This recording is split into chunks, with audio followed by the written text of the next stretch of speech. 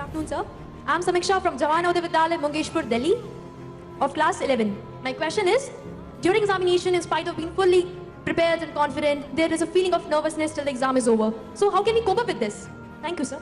पूरी तैयारी और आत्मविश्वास के बावजूद परीक्षा समाप्त होने तक डर लगा रहता है। इस स्थिति का सामना कैसे करें? मायने इसी से मिलता जुलता एक सवाल संजना ने भी पूछा है, रिपब्लिक टीवी के माध्यम से पूछा है। While writing exams I tend to forget important diagrams, फॉर्मूले and definitions even though I have studied it many times. How do I manage it better?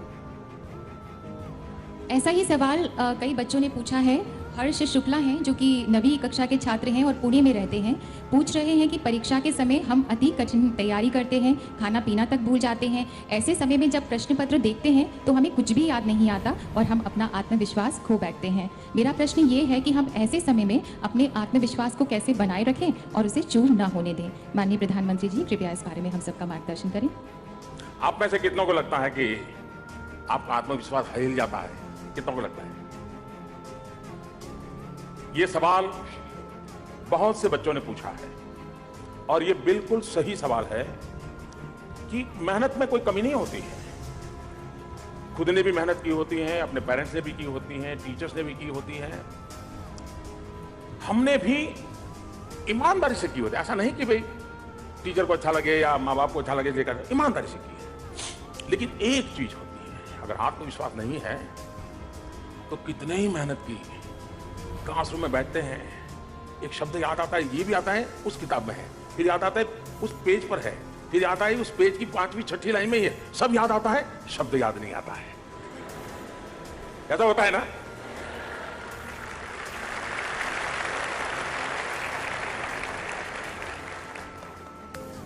मैं बचपन में विवेकानंद जी को बहुत पढ़ता रहता था। वो हमेशा एक बात कहा करते थे, अहम ब्रह्मास्मि।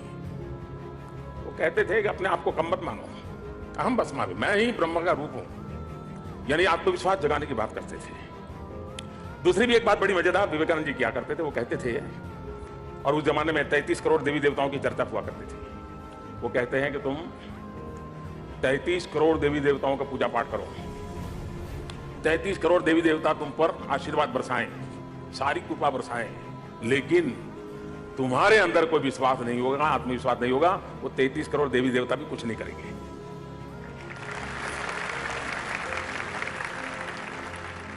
आपने देखा होगा, विद्यार्थी सामान्य तौर पे सरस्वती की पूजा करते हैं। हमारे यहां आराध्य देवी सरस्वती मानते हैं, लेकिन जिस दिन एग्जाम देने जाते हैं उस दिन हनुमान जी को, क्या कारण है?